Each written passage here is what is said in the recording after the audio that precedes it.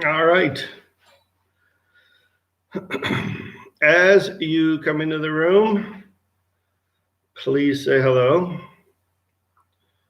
We are going to be reviewing some stuff that we talked about last week because very few people were involved. Don't want you guys to panic. And so I see, even if you're a guest, even if you're not one of my students, don't be afraid to say hello. So we're going to start off with a couple, throwing a couple terms out there.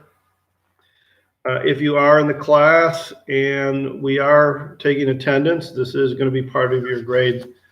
That's why it's important for you to say hello so that we know that you're in the classroom. So don't be afraid to say hi on the live chat. I'm going to wait a minute and see if we get a few more people. Hello again.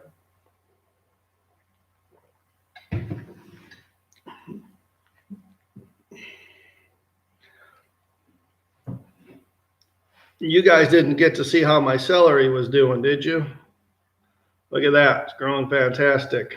Can't remember if I showed it to you or not.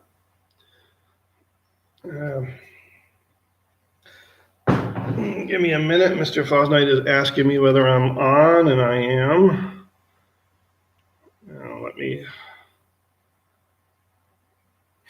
say hello to him. He must be having trouble finding me. I'll show you how much water is actually in the bowl.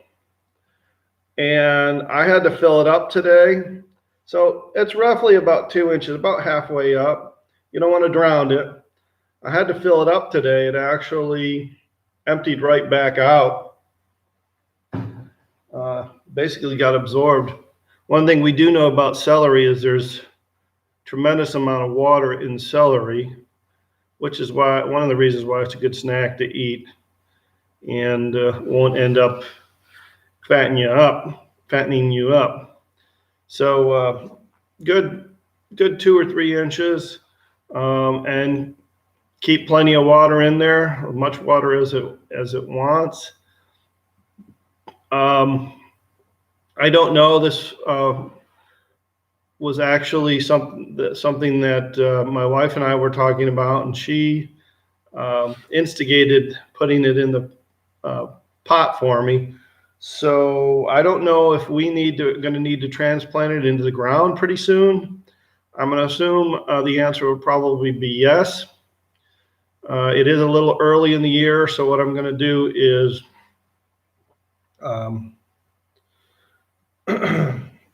if I do plant it, I'll probably be planting it in a planter in the greenhouse. So it'll actually be in a planter rather than in the ground. I'm not quite sure if it'll hold up in the cold weather, although I do know it's kind of a cold weather plant. All right, so we do have a mystery guest. I've had 2 people say hello. Somebody's being too shy to say hello. That's all right. I have a term up there that I put up there called a light year. Now, we all know Buzz Lightyear, but what exactly is a light year? If anybody has any idea what a light year is, we can get moving on that. It is a measurement. Excuse me, but what exactly are we measuring? And I'm going to take my last sip. What we're actually measuring, we're measuring light. That's right. You can figure that out by looking at the term. We're measuring light, and we're measuring distance. Okay, so we're measuring light, distance, and time. Those 3 things are what's involved when we're talking about light year. The problem with light years is something that we really cannot wrap our minds around, okay? Because when we're outside at night and we're looking at the stars, we have to realize that they're light years away. The closest star to us is a little over 4 light years, or 4 point. Now I'm trying to remember if it's 4.3 or 4.6 light years away. For some reason, that is not ingrained in my head, and I might have mixed up one of those numbers. Anyways, 4 light years. So how far is a light year? It's something that you and I can't measure. We can measure a mile. We can measure how far we can travel in a day. Light year is actually how far light can travel in a year. By the way, that's an Earth year, right? And so how far can light travel in a year? It's a ridiculous amount, okay? So the actual number is this, almost 6 trillion. Spelled that wrong. 6 trillion miles.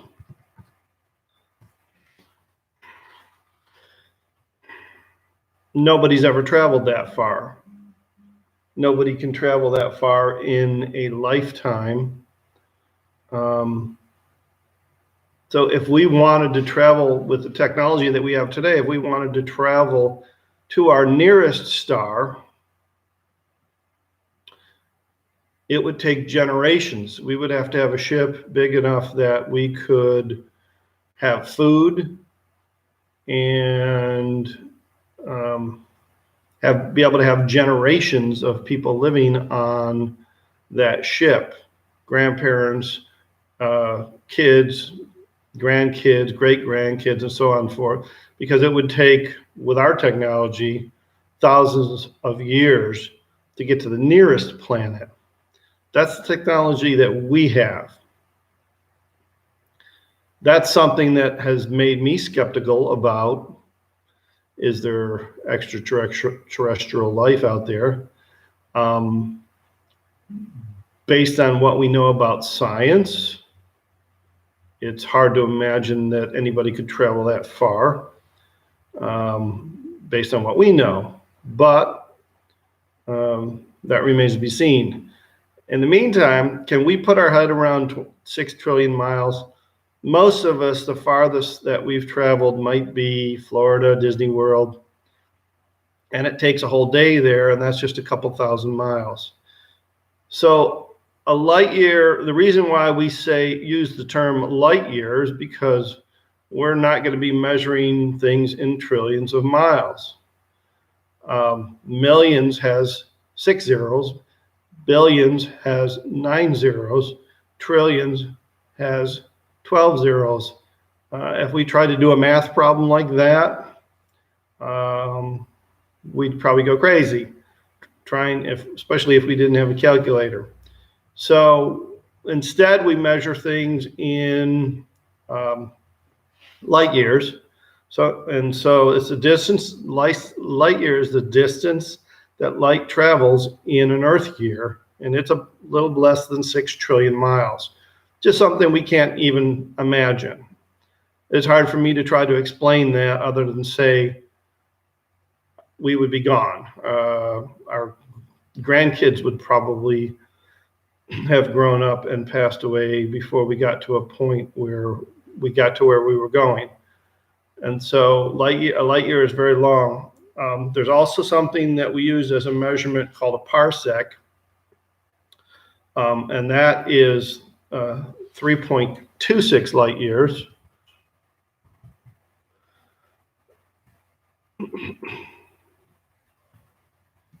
And where that comes from,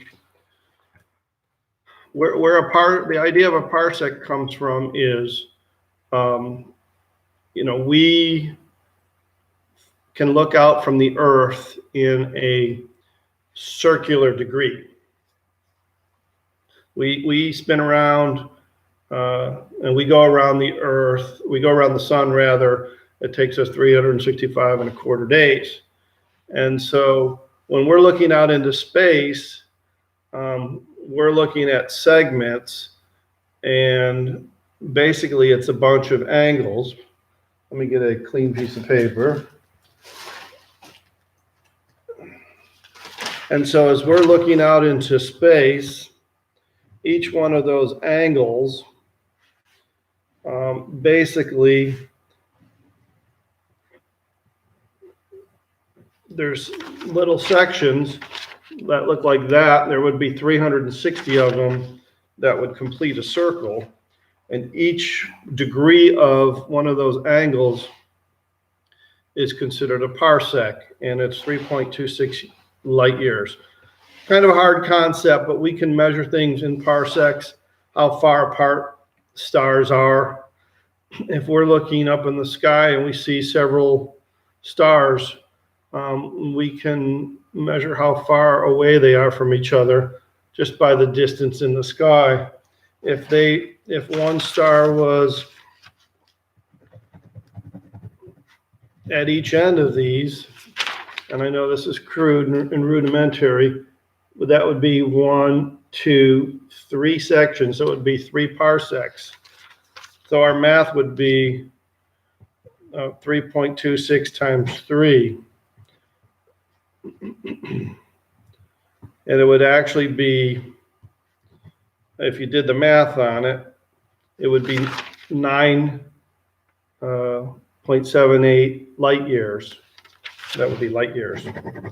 And so one star would be 9.78 light years from another if it was exactly 3 parsecs away.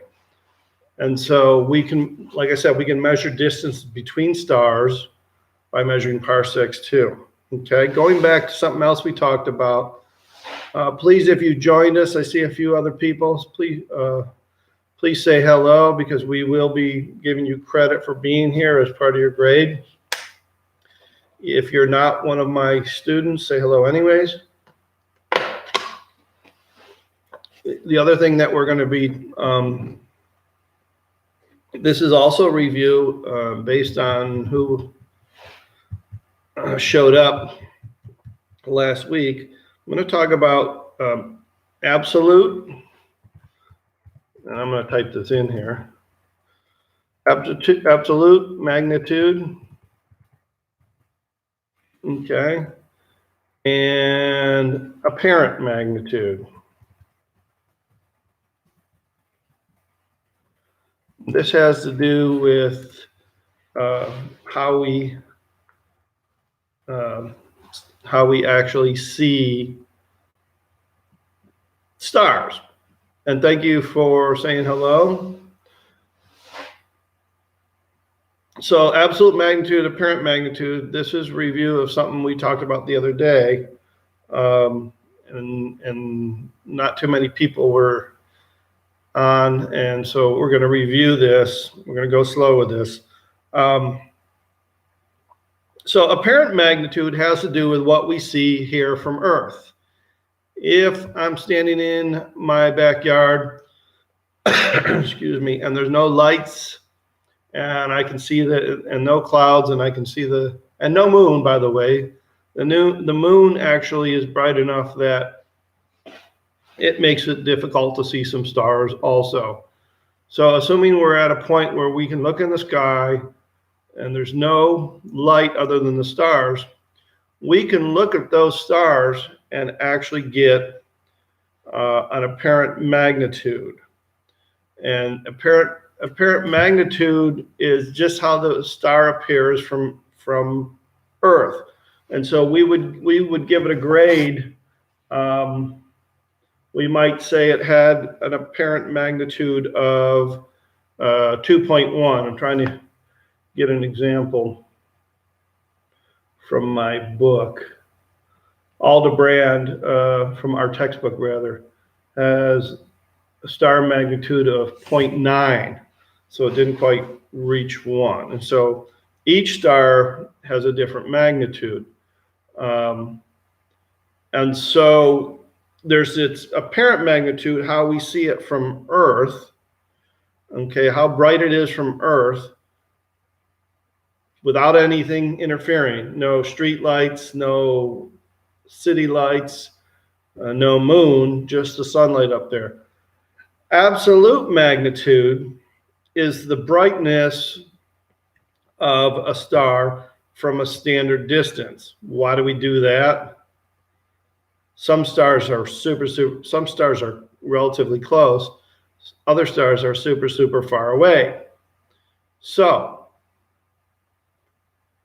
could you have a star that is super far away, but is a lot brighter than the star that is closest to us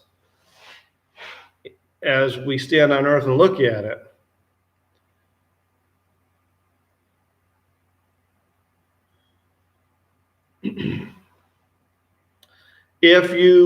So a star could be much farther away than a star that is close, but if its absolute magnitude has a higher value, then that star is going to appear brighter in the sky, even though it's farther away.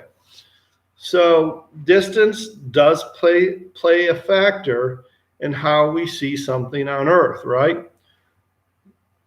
We know this if we're driving in a car on the street, if we're riding in a car down the street, hopefully none of you are driving, and off in the distance, you see headlights of a vehicle coming the other direction. What happens as it gets closer? Those lights get brighter and brighter. The closer you are, the brighter it is. You get close enough and you find out that that guy's got his bright lights on and you're getting blinded and he forgot to turn them off and goes flying past you.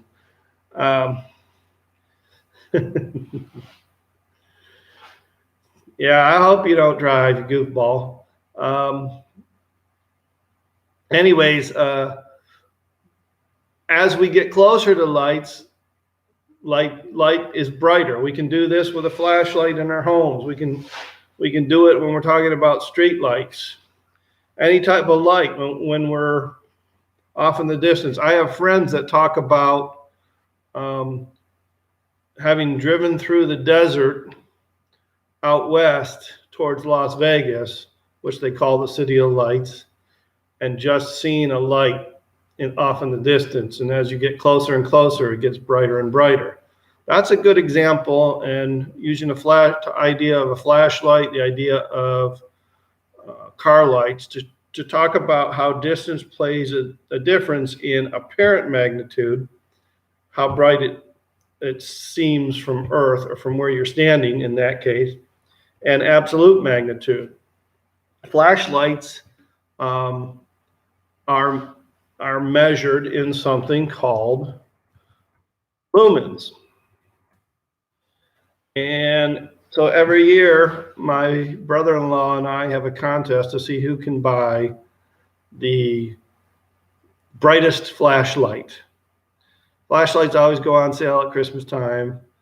And so we see who can find the brightest flashlight at Christmas time. And so if you have this is the brightest flashlight that I own right now. It's 3,500 lumens. If I'm not mistaken, a lumen is the equivalent of a candle power. I'm going to look it up real quick because that's a good term for us to have when we're talking about definitions in general.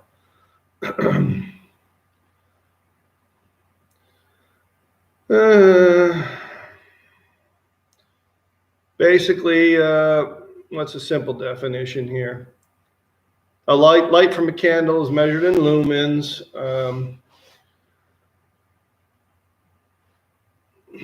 13 lumens of a candle would be one example. A 100-watt light bulb gives off about 1,200 lumens. So a 100-watt light bulb is pretty bright. And the more reflective material you put behind it, the brighter that's going to be. So we can measure like flashlights and things like that and lumens. It is related to candle power is where it originated from. And I'm not going to have you guys worry about that definition, but definitely understand apparent magnitude and absolute magnitude. A star can be super, super bright and be way off in the distance, and a star can be super, super close and not be as bright as that star is way off in the distance. How we measure it from Earth is what we see, but that's not necessarily how bright it actually is based on its distance. So we are 21 minutes into this broadcast, and I will say this, those of you who have joined us, thank you for being here. Make sure that you are communicating with your friends every Tuesday and Thursday. Eighth grade is at 10, 7th grade is at 11, 12th grade is at 6. We need to get, you need to participate in these. You're getting credit for attendance. So thank you for showing up. Also understand this, you have to do your packets, and you have to figure out, you will get graded on your packets, and you have to figure out how to, if you're struggling, get onto into Google Classroom from home, which many students have been able to do. Get into your Google Classroom. There are assignments waiting for you there, and those need to be completed too. And the last thing, if you have any questions, please ask them now. And the last thing I'm going to talk to you about is, before we left, we started talking about constellations. Constellations are basically shapes that we see in the sky made from stars or star clusters, really. And since ancient times, we've looked up and looked at things in the stars and say, oh, that looks like a hunter. That looks like a fish. That looks like a bear. And so there's all kinds of constellations that represent different animals. People talk about what's your sign, what's your birth sign. That is not science. However, it's based off of something we see in the sky, which are the constellations. So I had you guys drawing on poster boards your constellations that represent your birth month, just as an idea of how constellations work and how they're clusters. We were going to do an activity that hopefully we'll get to, but we are going to be moving on after this week into something entirely different. So I make sure you're visiting Google Classroom every single day. I will be adding assignments, and you need to be on top of it. If there's no questions, or there doesn't appear to be, I'm going to be ending. I've stopped ending with music because I don't want our streams to get rejected because of copyright stuff. I have an idea of something I'm going to do a little bit different, and hopefully I'll have that up and running by Thursday. Be some original music. So hope everybody's working hard. Don't sit around playing video games all day. Get out into your yard if you can. It's going to be in the 50s this week. If you can get in and out between raindrops and get the sun when it's peeking out, it'll do you good. Don't be in groups of people. Stay healthy, and hope to see you guys back at school soon. Thank you. Say goodbye to Harold. Bye, Harold.